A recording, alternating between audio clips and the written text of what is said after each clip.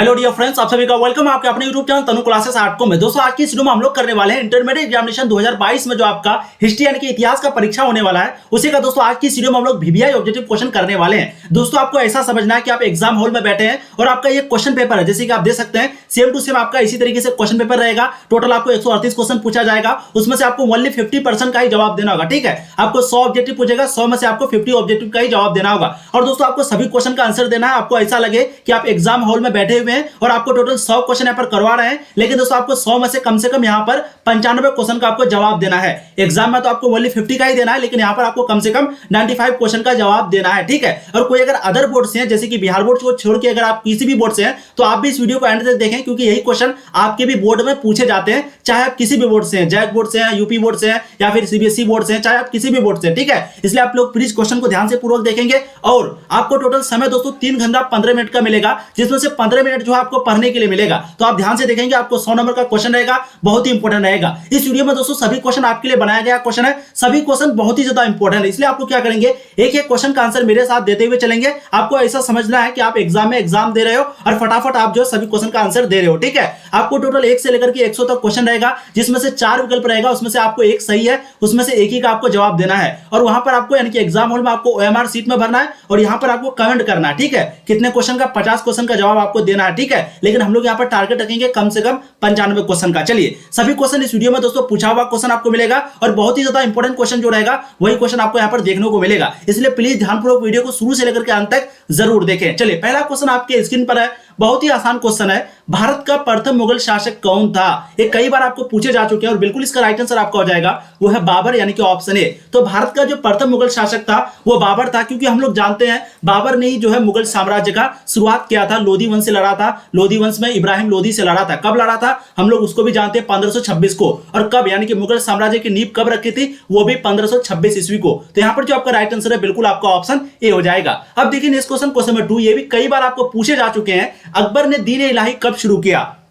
बहुत ही ज्यादा important question और बिल्कुल इसका राइट आंसर आपका हो जाएगा, वो है 1582 ईस्वी में, यानी कि ऑप्शन डी। तो अकबर ने दीन इलाही जो है वो 1582 ईस्वी में शुरू किया था, राइट आंसर आपका ऑप्शन डी हो जाएगा। चलिए देखते हैं नेक्स्ट क्वेश्चन, फटाफट आप लोग को आंसर देते हुए चलना मेरे साथ साथ। तीसरा क्वेश्चन आपके स्क्रीन पर, ताजमहल का निर्माण किसने करवाया? ये भी क्वेश्चन देखिए आपके कई बार पूछे जा चुके हैं, बहुत ही आसान क्वेश्चन है, बिल्कुल इसका राइट आंसर आपका हो जाएगा ऑप्शन डी, शाहजहां ने। तो ताजमहल का जो निर्माण है वो किसने करवाया था? शाहजहां ने करवाया था, राइट आंसर आपका ऑप्शन डी हो जाएगा। देखते हैं नेक्स्ट क्वेश्चन, क्वेश्चन नंबर 4, भूखमरी और महामारी के बावजूद 1600 से लेकर के 1700 ईस्वी के बीच भारत की आबादी करीब कितनी थी? क्योंकि हम लोग जानते हैं मुगल साम्राज्य जो भारत पर शासन कर रहा था वो 1600 से लेकर के 1700 ईस्वी के बीच, इसी सदी के बीच, यानी कि 16वीं 17वीं सदी के बीच जो है यहाँ पर मुगल साम्राज्य शासन कर रहा था। तो उस समय जो भारत की आबादी थी वो करीब कितनी थी? बिल्कुल यहाँ पर इसका राइट आंसर आपका हो जाएगा, वो है 5 करोड़, यानी कि ऑप्शन बी। आप लोग को फटाफट मेरे साथ साथ आंसर देते हुए चलना है। जो भी क्वेश्चन आपसे नहीं बने प्लीज इसको नोट करना है, नोट करके स्क्रीनशॉट लेकर के बार बार रिवीजन करना है, क्योंकि जब तक आप रिवीजन नहीं करेंगे, नोट नहीं करेंगे, याद नहीं करेंगे, तो दोस्तों ये वीडियो देखने का आपको कोई भी फायदा नहीं होगा।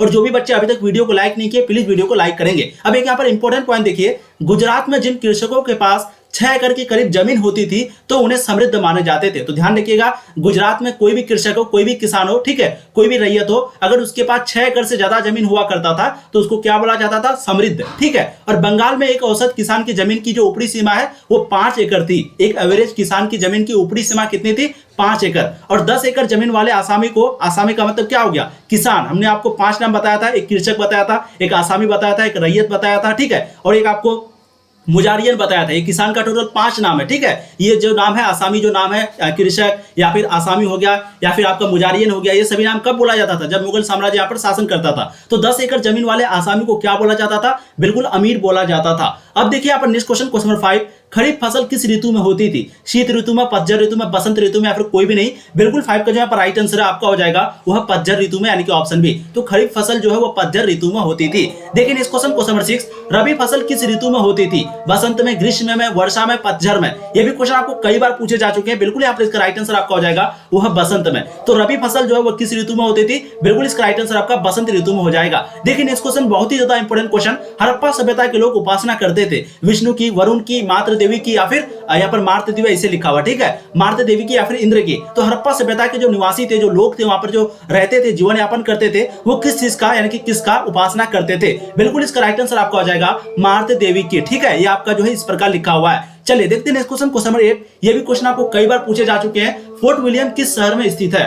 फोर्ट विलियम किस शहर में स्थित है? बंबई में, मद्रास में, दिल्ली में, कोलकाता में? ये भी क्वेश्चन देखिए आपको कई बार पूछे जा चुके हैं। बिल्कुल इसका राइट आंसर आपका यहाँ हो जाएगा, वो है कोलकाता में, यानी कि ऑप्शन डी, ठीक है। चलिए देखते हैं नेक्स्ट क्वेश्चन, क्वेश्चन नंबर 9। 7 द्वीपों का नगर किसे कहा जाता है? ये भी क्वेश्चन देखिए आपका 2019 में एनुअल एग्जाम में पूछा हुआ क्वेश्चन है। कोलकाता को, शिमला को, गोवा को, बंबई को, ये जो 7 द्वीपों का जो नगर है, नगर मतलब शहर भी यहाँ पर हो सकता है, नगर भी हो सकता है, ठीक है। तो किसे कहा जाता है? बिल्कुल यहाँ पर इसका राइट आंसर आपका हो जाएगा, वो है बंबई को, यानी कि मुंबई को, ठीक है। तो 7 द्वीपों का जो नगर है वो बंबई को कहा जाता है। देखिए नेक्स्ट क्वेश्चन, क्वेश्चन नंबर 10। निम्नलिखित में से ईस्ट इंडिया कंपनी के एजेंट सबसे पहले कहां बसे थे?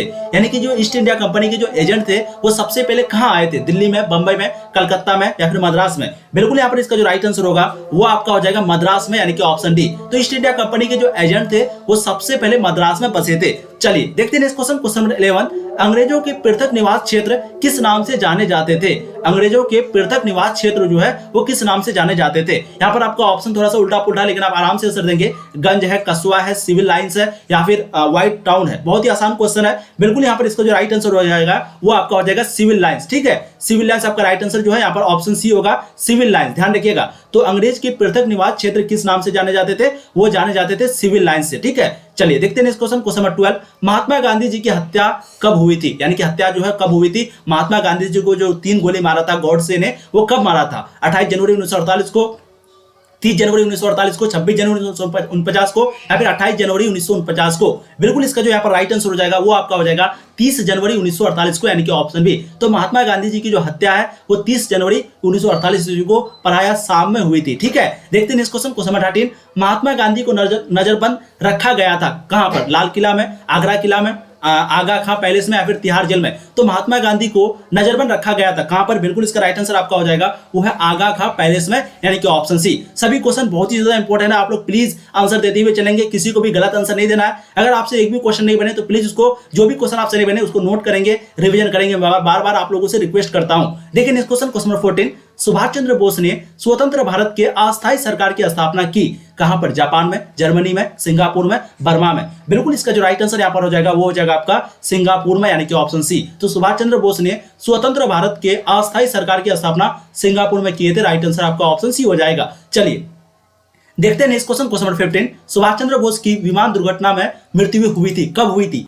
बिल्कुल दोस्तों, आपको यहाँ पर इस तरीके से सोचना है कि आप एग्जाम हॉल में बैठे हुए हैं और आप आराम से सभी क्वेश्चन का आंसर दे रहे हैं, ठीक है। और आपको टारगेट कम से कम 95 रखना है, 95 से लेकर के 100 के बीच में आपका मार्क्स आना चाहिए। इस तरीके से आपको टारगेट रखना है और फटाफट क्वेश्चन का आंसर दीजिए। सुभाष चंद्र बोस की विमान दुर्घटना में मृत्यु हुई थी, कब हुई थी? बिल्कुल इसका जो यहाँ पर राइट आंसर है वो आपका हो जाएगा 18 अगस्त 1945 को। तो सुभाष चंद्र बोस की जो विमान दुर्घटना है, यानी कि उसकी जो मृत्यु हुई थी विमान दुर्घटना में, वो कब हुई थी? 18 अगस्त 1945 को। देखिए इस क्वेश्चन, क्वेश्चन नंबर 16। हड़प्पा सभ्यता का स्वरूप क्या है? हड़प्पा सभ्यता का जो स्वरूप है वो क्या है? ग्रामीण, शहरी, भोजन संग्राहक सभ्यता, कबीलाई सभ्यता?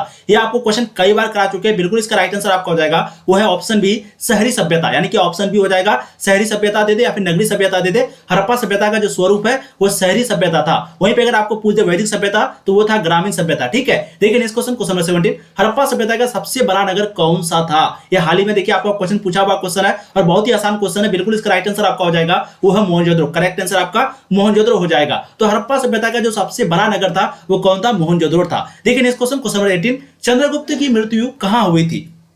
पाटलिपुत्र में, तक्षशिला में या फिर श्रवणबेलगोला में या फिर उज्जैनी में? तो चंद्रगुप्त की जो मृत्यु है वो कहां पर हुई थी? बिल्कुल इसका यहाँ पर राइट आंसर आपका हो जाएगा वो है श्रवणबेलगोला में, यानी कि ऑप्शन सी, ठीक है। देखते हैं नेक्स्ट क्वेश्चन, क्वेश्चन नंबर 19।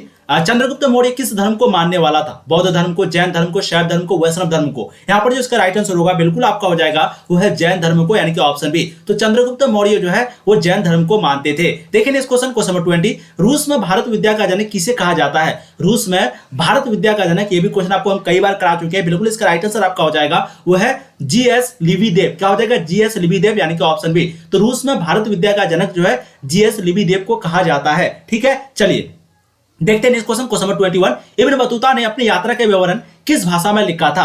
अरबी में सबसे पहले तो आपको क्वेश्चन पूछा जाएगा कि इब्न बतूता का आप इब्न बतूता का यात्रा वृत्तांत का नाम क्या था, तो आप लोग याद रखेंगे रेहला। रेहला चाहे आपको ऐसे भी दे दे, आपको याद रखना रेहला, ठीक है। तो इब्न बतूता ने अपना यात्रा का जो विवरण है वो कहां पर लिखा था, रेहला नामक पुस्तक पर लिखा था। ये कौन सी भाषा पर लिखी हुई थी, आपको आसानी से आंसर देना है। बहुत ही आसान क्वेश्चन है, कई बार पूछे जा चुके हैं। बिल्कुल इसका राइट आंसर आपका अरबी में हो जाएगा। बहुत बच्चे गलती में फारसी कर देते हैं, राइट आंसर आपका क्या हो जाएगा, अरबी में, ठीक है। तो इब्न बतूता ने अपने यात्रा का विवरण जो है वो अरबी भाषा में लिखा था। देखते हैं क्वेश्चन 22, स्वराज पार्टी का गठन किसने किया था, जवाहरलाल नेहरू ने, महात्मा गांधी ने, सुभाष चंद्र बोस ने, चित्तरंजन दास ने। ये भी क्वेश्चन आपको कई बार पूछे जा चुके हैं और बिल्कुल इसका राइट आंसर आपका हो जाएगा वो है चित्तरंजन दास, ठीक है।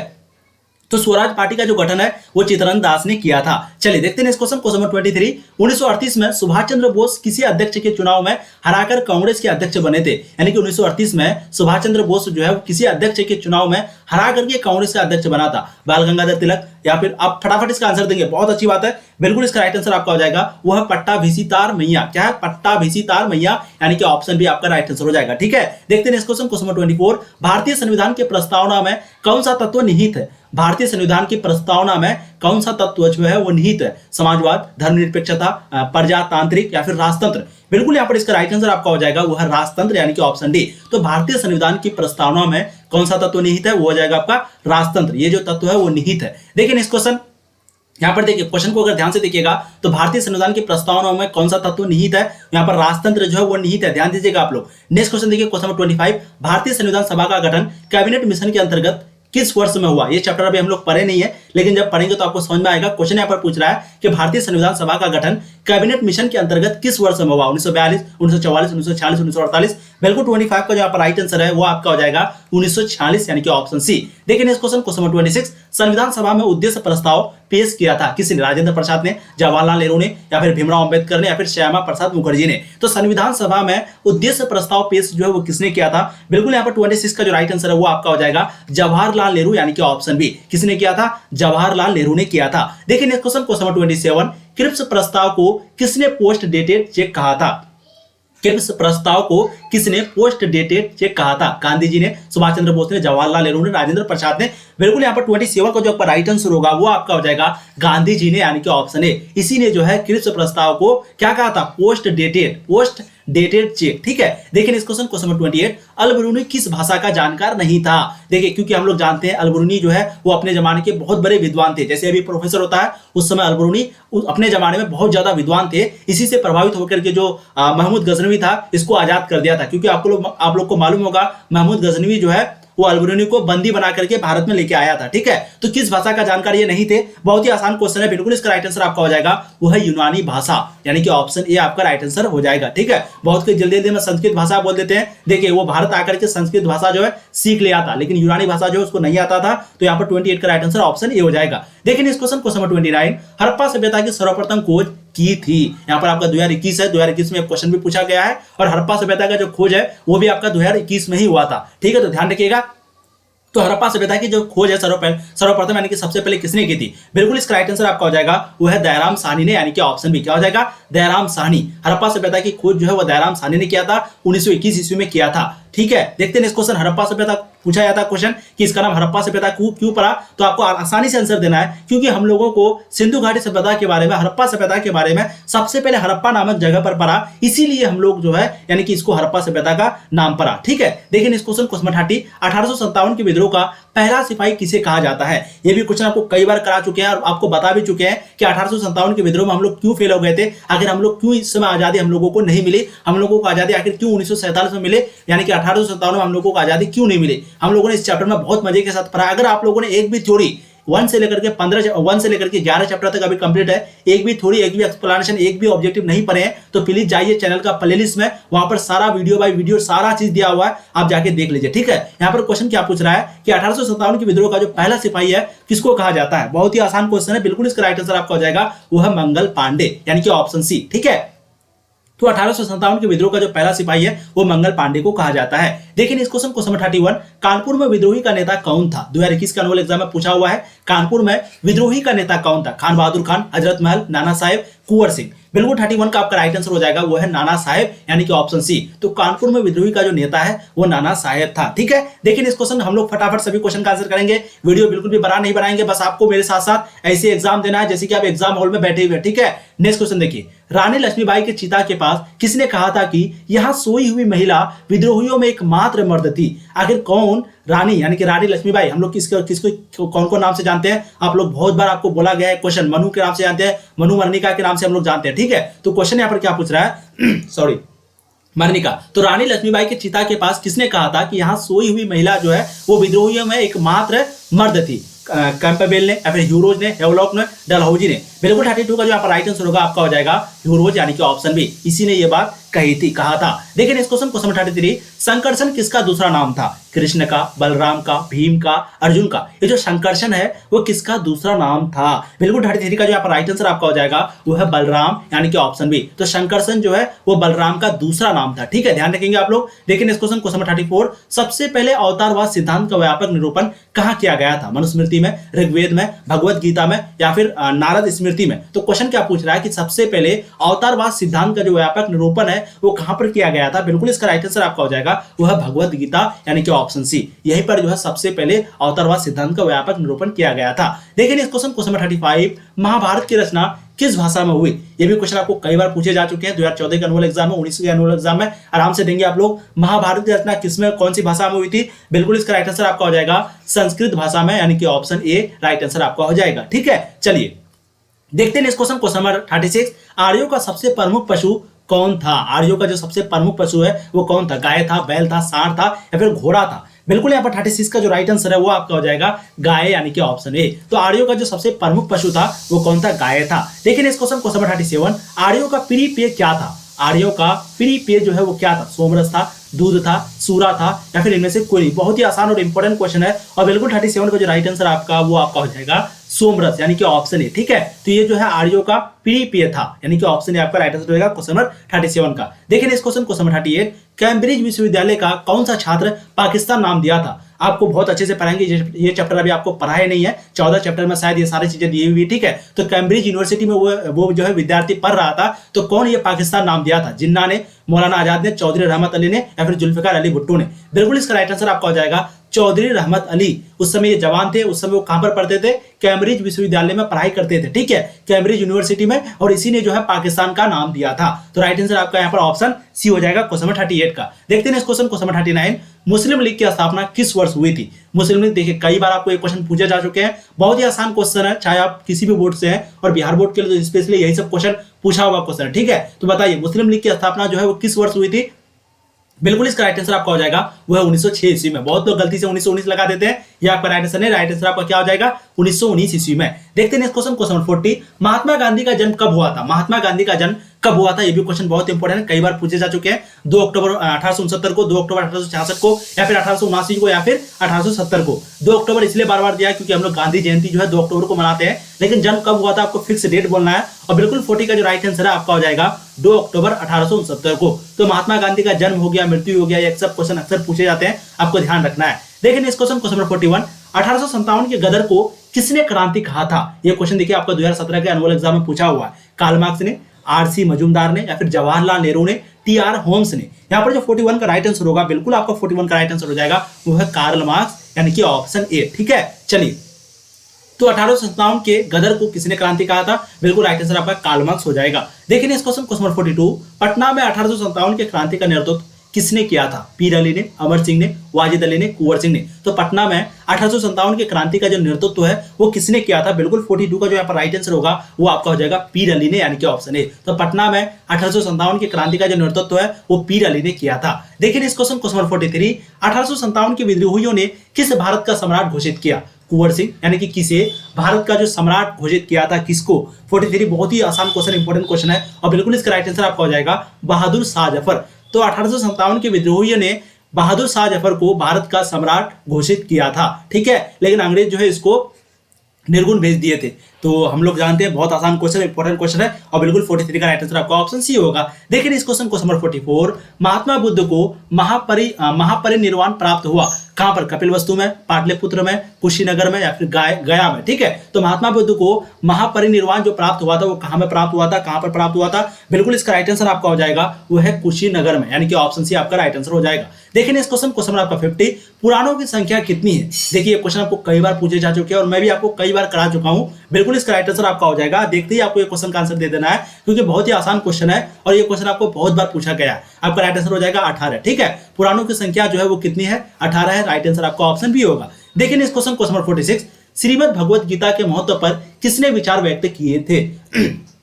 श्रीमद् भगवत गीता के महत्व पर किसने विचार व्यक्त किए थे? महात्मा गांधी, विवेकानंद, बाल गंगाधर तिलक या फिर इनमें सभी? तो बिल्कुल 46 का जो यहाँ पर राइट आंसर होगा वो इनमें से सभी। राइट आंसर आपका ऑप्शन डी हो जाएगा क्योंकि महात्मा गांधी, विवेकानंद, बाल गंगाधर तिलक ये तीनों ने जो है श्रीमद् भगवत गीता के महत्व पर विचार किए थे, विचार व्यक्त किए हैं। ठीक है, देखिए इस क्वेश्चन नंबर 47 बुद्ध का सारनाथ में दिया गया प्रवचन क्या कहलाता है? बुद्ध का सारनाथ में दिया गया प्रवचन क्या कहलाता है? बहुत ही आसान क्वेश्चन है ये भी क्वेश्चन। देखिए आपका बहुत ही आसान क्वेश्चन है। क्वेश्चन क्या पूछ रहा है कि बुद्ध का सारनाथ में दिया गया प्रवचन क्या कहलाता है? धर्म परिवर्तन या फिर धर्मचक्र परिवर्तन या फिर धर्म समागम या फिर मध्य समागम? बहुत ही आसान क्वेश्चन है और बिल्कुल 47 का जो आपका राइट आंसर है वो आपका हो जाएगा ऑप्शन बी, धर्मचक्र परिवर्तन। ठीक है, ये जो प्रवचन है महात्मा बुद्ध का सारनाथ में दिया गया प्रवचन है वो क्या कहलाता है? धर्मचक्र परिवर्तन कहलाता है। राइट आंसर आपका ऑप्शन बी हो जाएगा। ठीक है, चलिए देखते हैं इस क्वेश्चन आपका 48 बुद्ध के अष्टांगिक मार्ग में कौन सा सिद्धांत नहीं था? बुद्ध के जो ये अष्टांगिक जो मार्ग था, रास्ता था, उनमें कौन सा सिद्धांत नहीं था? यहाँ पर आपको नहीं है, ध्यान दीजिएगा, नेगेटिव पॉइंट है। ठीक है, सम्यक दृष्टि, सम्यक वाक या फिर सम्यक चरित्र या फिर सम्यक स्मृति। 48 का जो राइट आंसर होगा बिल्कुल आपका हो जाएगा वो है सम्यक चरित्र, यानी कि ऑप्शन सी। तो बुद्ध के अष्टांगिक मार्ग में कौन सा सिद्धांत नहीं था? वो था सम्यक चरित्र। ये जो है सिद्धांत नहीं था बुद्ध के अष्टांगिक मार्ग में। देखिए इस क्वेश्चन नंबर 49 निम्न में से कौन गौतम बुद्ध के शिष्य थे? बहुत ही आसान क्वेश्चन है, कई बार आपको ये क्वेश्चन पूछे जा चुके हैं। निम्न में से कौन गौतम बुद्ध के शिष्य थे? ठीक है, बहुत ही आसान क्वेश्चन है और बिल्कुल यहाँ पर इसका राइट आंसर हो जाएगा वो है उपर्युक्त सभी, यानी कि आनंद एवं उपालु भी थे, कश्यप भी थे और सारिपुत्र एवं गौद्रलायन, ये 4 थे यहाँ पर। ठीक है, तो इनमें से ये सभी जो है वो क्या थे? गौतम बुद्ध के शिष्य थे। देखते हैं इस क्वेश्चन नंबर 50 मनुस्मृति के रचयिता कौन थे? ये भी क्वेश्चन देखिए आपको कई बार पूछे जा चुके हैं। मनुस्मृति के रचयिता कौन थे? और बिल्कुल यहाँ पर ये क्वेश्चन मैं आपको कई बार करा चुका हूं। बिल्कुल इसका राइट आंसर आपका हो जाएगा वो है मनु। तो ध्यान रखिएगा मनुस्मृति के बारे में, मनु से आपको ध्यान रखना है। ये जो है कौन है? मनु है। ठीक है, तो मनुस्मृति की जो रचयिता है वो मनु थे। देखिए इस क्वेश्चन नंबर 51 मनुस्मृति में कितने प्रकार के विवाह का उल्लेख किया गया है?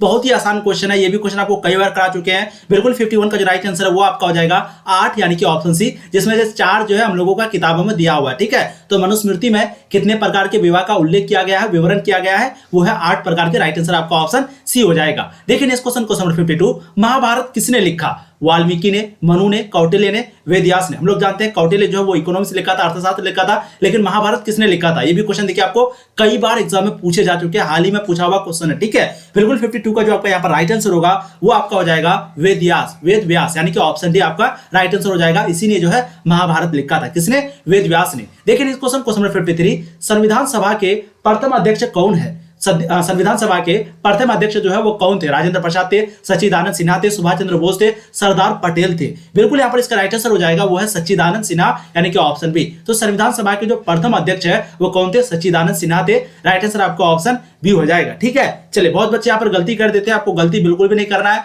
देखिए इस क्वेश्चन नंबर 54 जो भी अभी तक वीडियो को लाइक नहीं किया है प्लीज वीडियो को लाइक करेंगे। इतने बच्चे वीडियो देख रहे हैं, वीडियो को लाइक कम से कम एक बनता है। ठीक है, आप लोगों के लिए बहुत ज्यादा मेहनत होती है, प्लीज वीडियो को लाइक जरूर करेंगे। जो भी पहली बार चैनल पे जुड़े हैं सब्सक्राइब कर दीजिए और वीडियो को एक बार जम करके शेयर कर दीजिएगा अपने दोस्तों को। खत्म होने से पहले या फिर अभी भी एक बार शेयर कर दीजिए ताकि वो भी क्लास हम लोगों के साथ कर सके। ठीक है, देखते हैं इस क्वेश्चन संविधान सभा के संचालन समिति के अध्यक्ष कौन थे? राजेंद्र प्रसाद थे, जवाहरलाल नेहरू थे, भीमराव अंबेडकर थे, सरदार पटेल थे। बिल्कुल 54 का जो यहाँ पर राइट आंसर है वो आपका हो जाएगा राजेंद्र प्रसाद। यहाँ पर क्वेश्चन क्या पूछ रहा है कि संविधान सभा के संचालन समिति के अध्यक्ष कौन थे, और यहाँ पर क्वेश्चन क्या था? प्रथम अध्यक्ष कौन थे? तो ध्यान रखिएगा संविधान सभा के जो प्रथम अध्यक्ष अगर आपको क्वेश्चन पूछ दे तो वहां पर आपको आंसर देना सच्चिदानंद सिन्हा। ध्यान रखिएगा वहीं पर अगर आपको क्वेश्चन पूछ दे संविधान सभा के संचालन समिति के अध्यक्ष तो आपको आंसर देना है राजेंद्र प्रसाद। 54 का राइट आंसर ऑप्शन ए हो जाएगा। देखिए इस क्वेश्चन नंबर 55 भारतीय संविधान कब अंगीकृत किया गया? ये क्वेश्चन देखिए आपको कई बार करा चुके हैं, क्योंकि हम लोग जानते हैं भारतीय संविधान जो है वो 26 जनवरी को लागू हुआ था, 26 जनवरी 1950 को। ठीक है, 26 जनवरी 1950 को जो है भारतीय संविधान लागू किया गया था और सिग्नेचर जो है यानी कि जो हस्ताक्षर है वो 24 जनवरी 1950 ईस्वी को हुआ था। लेकिन भारतीय संविधान कब अंगीकृत किया गया? बिल्कुल इसका राइट आंसर आपका हो जाएगा वो है 55 का राइट आंसर ऑप्शन सी। ठीक है, यहाँ पर अंकीकृत क्या, कब अंकीकृत हुआ, ठीक है। यहाँ पर अंकीकृत हुआ जो आपका बिल्कुल 55 का 1 सेकेंड देखिए, बिल्कुल आपका राइट आंसर जो है 26 जनवरी 1985 होगा, यानी कि ऑप्शन सी होगा, क्योंकि सॉरी यानी कि 2 महीना पहले, यानी कि 26 जनवरी को जैसे आपका लागू हुआ था, तो 26 से 2 महीना पहले, जनवरी से 2 महीना पहले 1 नवंबर होता है, यानी कि 26 नवंबर को जो है आपका 26 नवंबर 1950 को जो है आपका संविधान का अंकीकृत हुआ था। तो राइट आंसर जो आपका यहाँ पर ऑप्शन सी होगा। कई किताब में ये क्वेश्चन का आंसर गलत दिया हुआ, ठीक है। तो कभी भी आपको पूछ दिया अंकीकृत कब हुआ, तो वो हुआ था 1950 को, 26 नवंबर 1950 को। लागू हुआ था 26 जनवरी 1950 को, और हस्ताक्षर जो हुआ था वो 24 जनवरी 1950 को। तो ध्यान रखेंगे। देखिए इस क्वेश्चन नंबर 56,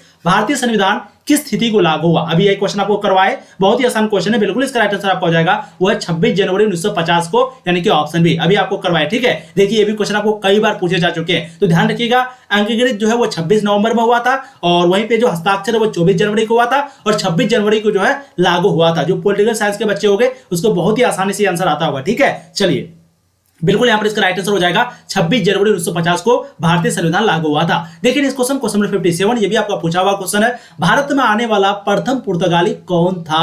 ये भी क्वेश्चन आपको कई बार पूछे जा चुके हैं। बिल्कुल इसका राइट आंसर आपका हो जाएगा वास्को डी गामा, यानी कि ऑप्शन सी। तो भारत में जो पहला यानी कि प्रथम पुर्तगाली था, आने वाला पुर्तगाली, वो कौन था, वास्को डी गामा था। ये क्वेश्चन लोग 10th क्लास में भी पढ़े हैं, बहुत आसान क्वेश्चन था। देखिए इस क्वेश्चन आपका बंगाल के विभाजन की घोषणा किस वर्ष हुई थी। ये भी क्वेश्चन देखिए 2019 का एनुअल एग्जाम में पूछा हुआ क्वेश्चन है, और बहुत ही आसान क्वेश्चन है। बिल्कुल 58 का जो यहाँ पर राइट आंसर होगा, जी हाँ, वो आपका हो जाएगा 1905 ईस्वी में, यानी कि ऑप्शन डी। देखिए 1906 ईस्वी में जो है आपका मुस्लिम लीग बना था, ध्यान रखिएगा। 1906 ईस्वी में क्या बना था, मुस्लिम लीग बना था, ठीक है। और 1905 ईस्वी में जो है बंगाल का विभाजन हुआ था। तो ध्यान रखिएगा 1905 में बंगाल का विभाजन हुआ था, और वहीं पर 1906 में जो है मुस्लिम लीग बना था, यानी कि इसकी स्थापना हुई थी। तो यहाँ पर जो राइट आंसर आपका ऑप्शन डी हो जाएगा। बंगाल का विभाजन की जो घोषणा है वो 1905 ईस्वी में हुई थी। राइट आंसर आपका ऑप्शन डी हो जाएगा। देखते हैं इस question number 59, gateway of India किस शैली का उदाहरण है। गेटवे ऑफ इंडिया ये कहां पर है, बहुत ही आसान क्वेश्चन है। बिल्कुल इसका राइट आंसर आपका मुंबई हो जाएगा, मुंबई, ठीक है। क्वेश्चन बहुत बार पूछा गया है, गेटवे ऑफ इंडिया जो वो कहां पर है, बिल्कुल वो मुंबई में है। लेकिन यहां पर क्वेश्चन क्या कह रहा है कि किस शैली का उदाहरण है, किस शैली का,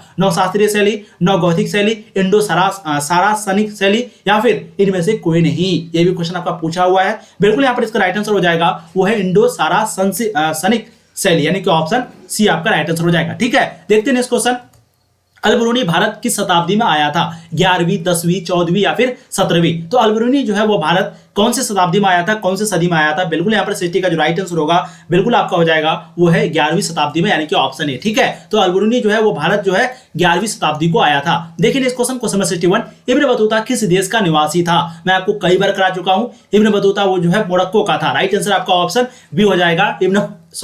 इब्न बतूता जो है वो मोरक्को का निवासी था। ये भी क्वेश्चन देखिए आपको कई बार पूछे जा चुके हैं, इसलिए आप आराम से क्वेश्चन को देखिए, आराम से इसका आंसर दीजिए। मैं बार बार बता रहा हूं, इब्न बतूता के बारे में अक्सर क्वेश्चन आपको पूछे जाएंगे। इब्न बतूता का जो वृत्तांत है, यात्रा वृत्तांत, उसका नाम था रेहला। इब्न बतूता जो है मोरक्को का था। फ्रांसवा बर्नियर जो फ्रांस का था, नाम में उसका छुपा हुआ है। और वहीं पे अल-बरूनी जो है वो उज्बेकिस्तान का था। तो ध्यान रखिएगा 61 को जो राइट आंसर है आपका हो जाएगा मोरक्को। इब्न बतूता जो है वो मोरक्को का निवासी था। देखिए इस क्वेश्चन नंबर 62, किस विदेशी यात्री ने पुराणों का अध्ययन किया था। Al-Biruni, Bernier, Ibn Battuta, Tavernier. बहुत ही आसान क्वेश्चन है, और बिल्कुल इसका राइट आंसर आपको हो जाएगा, क्योंकि मैंने आपको कई बार बताया हूं कि अल-बरूनी जो है वो अपने जमाने के बहुत बड़े विद्वान थे, और यहां आकर के उसने संस्कृत सीखा। तो कौन हो जाएगा राइट आंसर, बिल्कुल आपका हो जाएगा वो है ऑप्शन ए, ठीक है।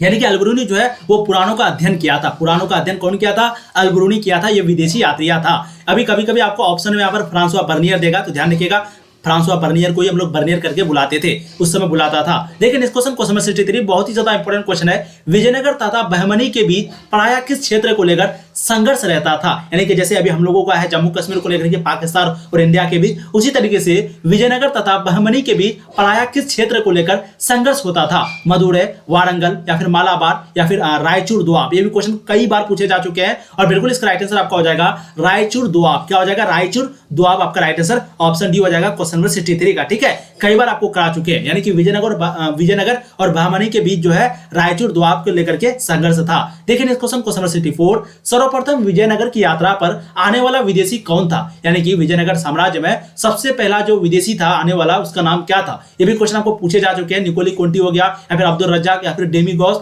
या फिर फरनाओ नूनीज। ये भी क्वेश्चन देखिए पूछे जा चुके हैं। बिल्कुल इसका राइट आंसर आपका हो जाएगा वो है निकोली कोंटी, यानी कि ऑप्शन ए, ठीक है। तो सर्वप्रथम विजयनगर की यात्रा पर आने वाला विदेशी कौन था, वो था निकोलो कोंटी। राइट आंसर आपका ऑप्शन ए हो जाएगा। चलिए देखते हैं इस क्वेश्चन नंबर 65। सहायक संधि का प्रणेता कौन था? Dalhousie, Lord Wellesley, Cornwallis, Lord Canning. तो ये जो सहायक संधि का जो प्रणेता था वो कौन था? बिल्कुल यहाँ पर इसका राइट आंसर हो जाएगा वो है लॉर्ड वेलेस्ली यानी कि ऑप्शन बी। तो सहायक संधि का जो प्रणेता था वो कौन था? लॉर्ड वेलेस्ली था। राइट आंसर आपका ऑप्शन बी हो जाएगा। देखिए इस क्वेश्चन नंबर 66। कॉर्नवालिस कोड कब बना था? ये क्वेश्चन देखिए आपको कई बार करा चुके हैं और ये क्वेश्चन भी देखिए हाल ही में पूछा हुआ क्वेश्चन है। तो कॉर्नवालिस कोड जो है वो कब बना था? बहुत ही आसान क्वेश्चन है और बिल्कुल 66 का यहाँ पर राइट आंसर है वो आपका हो जाएगा 1793 ईस्वी में यानी कि ऑप्शन बी। तो कॉर्नवालिस कोड जो है वो 1793 ईस्वी में बना था। देखिए इस क्वेश्चन नंबर 67। संथाल विद्रोह किस वर्ष हुआ था? क्योंकि आपको मालूम है अंग्रेज जो है सबसे पहले संथाल को रहने के लिए जगह देते हैं, फिर उसी पर अत्याचार करते हैं, उसी पर बिना मतलब का टैक्स लगाते हैं। ठीक है, तो संथाल विद्रोह जो है इसी को देख करके संथाल जो है विद्रोह करना शुरू कर देता है।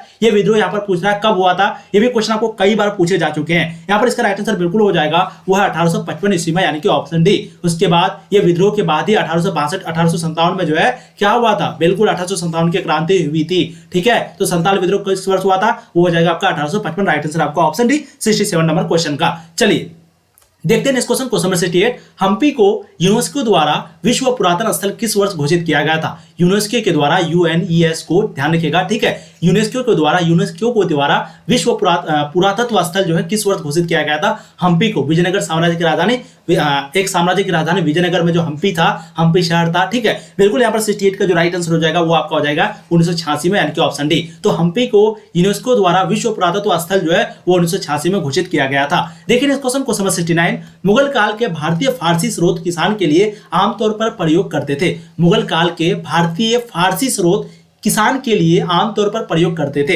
यानी कि मुगल काल जब टैक्स लिया करता था वो कौन सा टैक्स लिया था? रैयत या रियाया या मुजारी? सॉरी, यहाँ पर क्वेश्चन ये पूछ रहा है कि मुगल काल के जो किसान है आमतौर पर प्रयोग करते थे। मतलब यहाँ पर आपको क्वेश्चन ये पूछ रहा है कि मुगल काल के जो भारतीय फारसी स्रोत थे उस समय जो किसान के लिए आमतौर पर कौन प्रयोग करते थे, यानी कि कौन उस पर जो है, रैयत भी देखिए किसान होता है, मुजारियन भी किसान होता है, आसामी का भी मतलब किसान होता है। तो क्वेश्चन यहाँ पूछ रहा है कि मुगल काल में जो किसान थे उसको क्या कहा जाता था? बहुत ही आसान क्वेश्चन है, बिल्कुल आपका राइट आंसर उपयुक्त सभी हो जाएगा। क्वेश्चन थोड़ा सा यहाँ पर घुमाया गया, मुझे लगता है गलत टाइप किया हुआ। क्वेश्चन सिंपल यही है कि मुगल काल में भारतीय यानी कि मुगल काल में भारत में किसानों को क्या कहा जाता था? बिल्कुल रैयत भी कहा जाता था, उसको हम लोग रियाया भी बोलते हैं, मुजारियन भी कहा जाता था, आसामी भी कहा जाता था। ठीक है, तो बिल्कुल राइट आंसर जो आपका ऑप्शन डी हो जाएगा क्वेश्चन नंबर 69 का।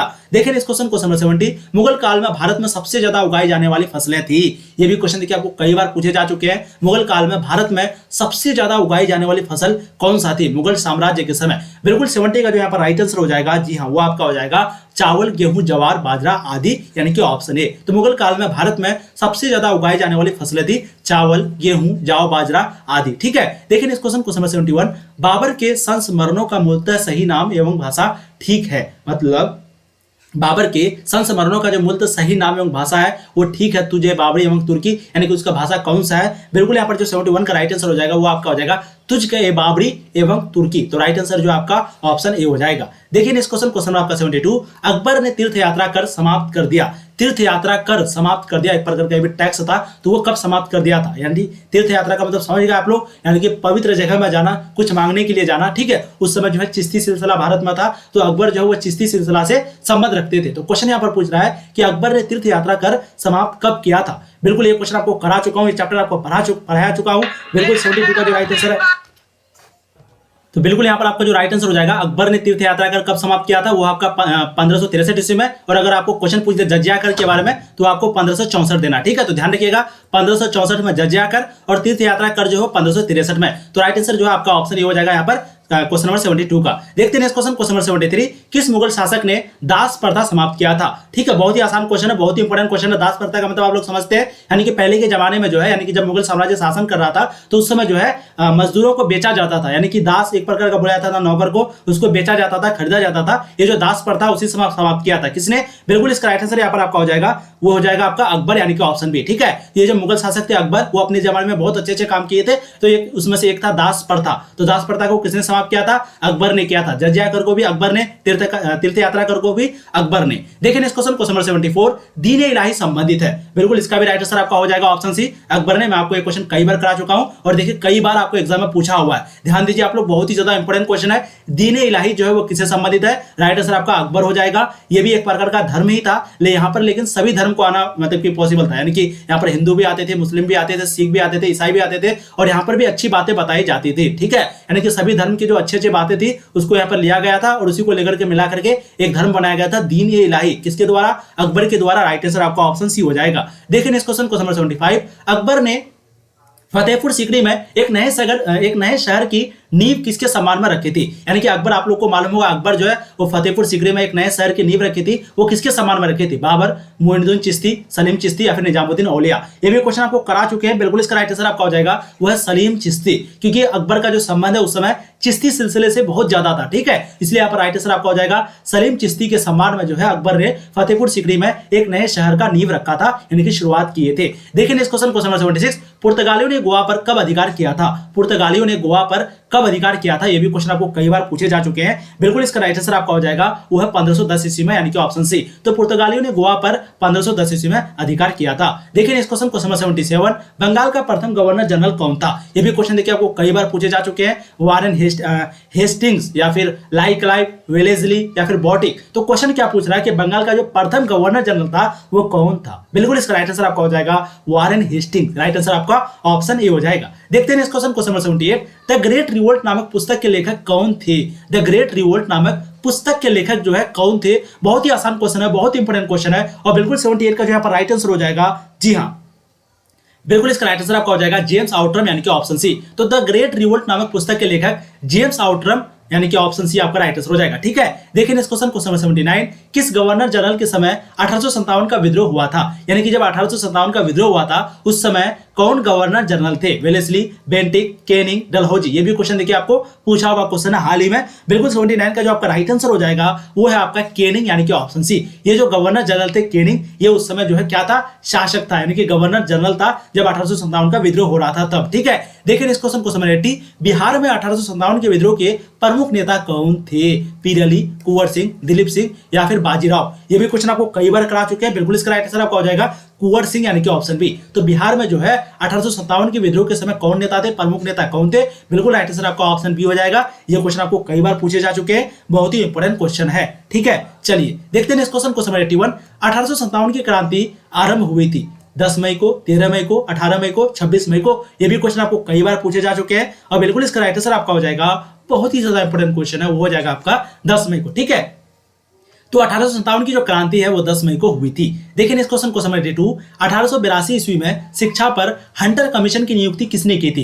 ये जो हंटर कमीशन की नियुक्ति है वो किसने की थी 1882 ईस्वी में शिक्षा पर? लॉर्ड रिपन ने, लॉर्ड कर्जन ने, डलहौजी ने या फिर कार्नवालिस ने? 82 का जो यहाँ पर राइट आंसर होगा, बिल्कुल आपका 82 का राइट आंसर हो जाएगा लॉर्ड रिपन ने, यानी कि ऑप्शन ए। ठीक है, तो 1882 ईस्वी में शिक्षा पर हंटर कमीशन की नियुक्ति जो है वो लॉर्ड रिपन ने की थी। देखिए इस क्वेश्चन को 83, पटना कॉलेज, पटना का बिल्डिंग किस यूरोपीय कंपनी का पहला गोदाम था?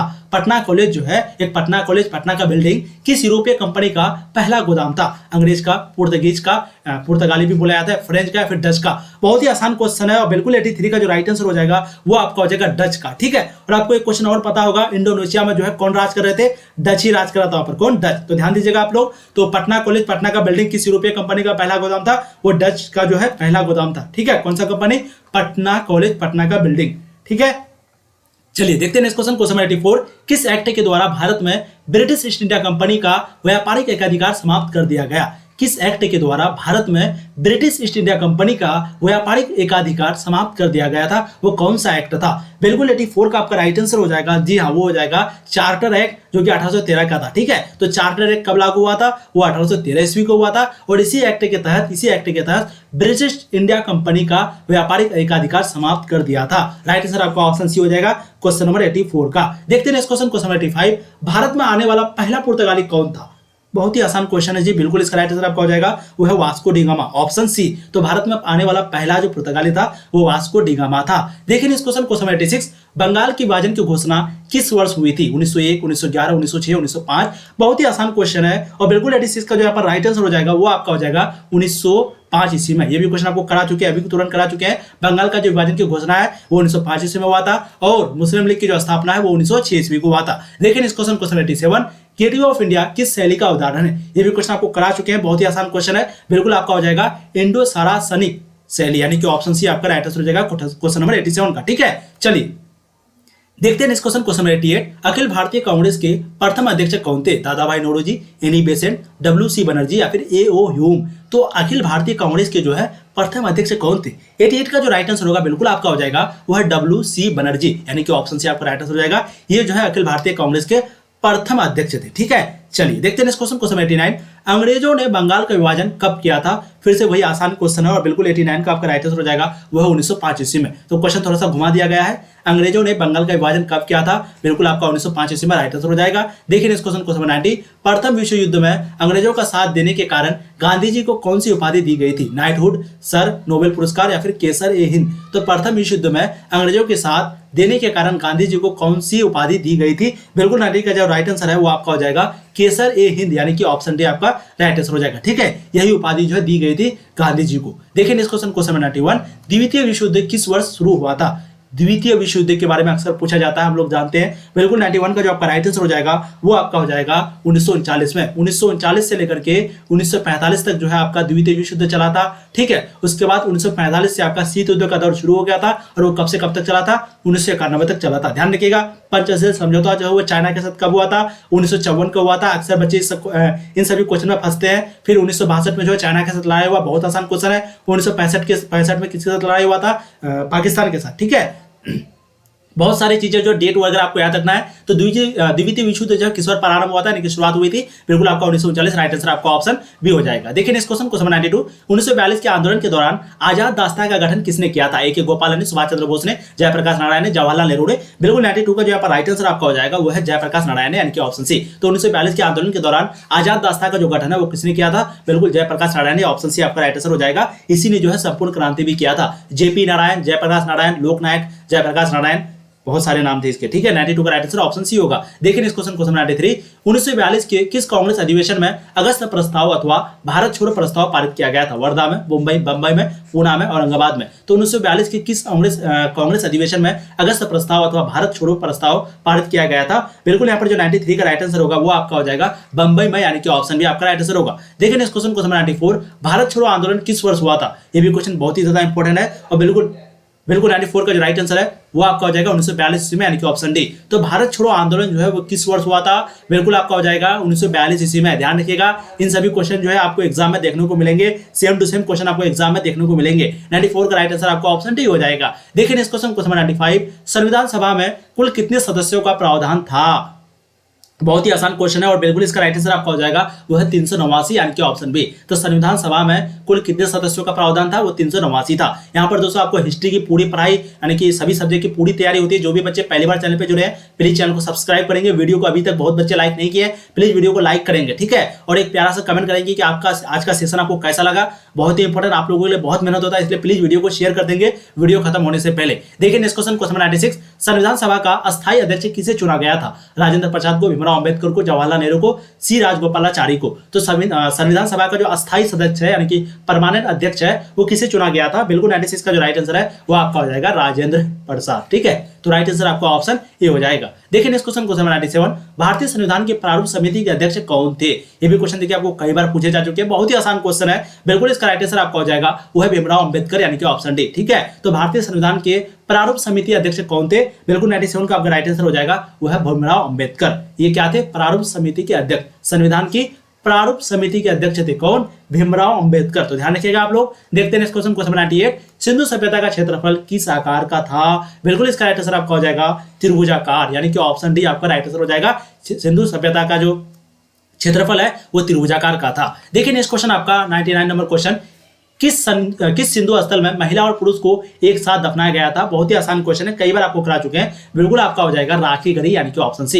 ये जो सिंधु स्थल था राखी गढ़ी, वहां पर मिला था महिला और पुरुष को एक साथ दफनाया गया था। ठीक है, यहीं से हम लोगों को पता चला था। देखिए नेक्स्ट क्वेश्चन 100। सिंधु घाटी सभ्यता में विशाल स्नानघर के अवशेष कहां से प्राप्त हुए थे? ये क्वेश्चन देखिए आपको कई बार पूछे जा चुके हैं। 2013, 15, 16, 17, 19। बिल्कुल 100 का जो राइट आंसर है वो आपका हो जाएगा मोहनजोदड़ो। ठीक है, यहाँ पर जो है विशाल स्नानघर के अवशेष प्राप्त हुए थे। तो दोस्तों इस वीडियो में हम लोगों ने आपको 100 क्वेश्चन करवाया। ये सभी क्वेश्चन बहुत ही इंपॉर्टेंट है, इसलिए प्लीज आप लोगों से छोटी सी रिक्वेस्ट है, इस वीडियो को कम से कम अपने सभी दोस्तों को शेयर कर दीजिए, व्हाट्सएप ग्रुप में, टेलीग्राम ग्रुप में, जिससे आप बात करते हैं उसको बताइए कि ये सभी क्वेश्चन इंपॉर्टेंट है। इसी तरीके से आपका हो सकता है 3-4 वीडियो आएगा 100 ऑब्जेक्टिव करके सभी इंपॉर्टेंट क्वेश्चन आपको करवा करवा देंगे, ठीक है। बाकी जो चैप्टर बाय चैप्टर आपका थ्योरी चलता है, एक्सप्रेशन चलता है, ऑब्जेक्टिव चलता है, सब्जेक्टिव चलता है, वो वैसे ही चलेगा, ठीक है। और पूरी तैयारी आपके यहाँ पर होगी। जो भी बच्चे नए जुड़े हैं, पहली बार जुड़े हैं, पहली बार वीडियो को देख रहे हैं, प्लीज चैनल को सब्सक्राइब करेंगे। और अगर आप बिहार बोर्ड को छोड़कर के कोई अदर बोर्ड से है, जैसे कि यूपी बोर्ड हो गया, झारखंड बोर्ड हो गया, या फिर आप हो गया सीबीएसई बोर्ड हो गया, आरबीएससी से हो गया, तो ये 4-5 बोर्ड, एमपी बोर्ड से हो गया, 4-5 बोर्ड से अगर आप है, या फिर वेस्ट बंगाल से हो गया अगर आप है,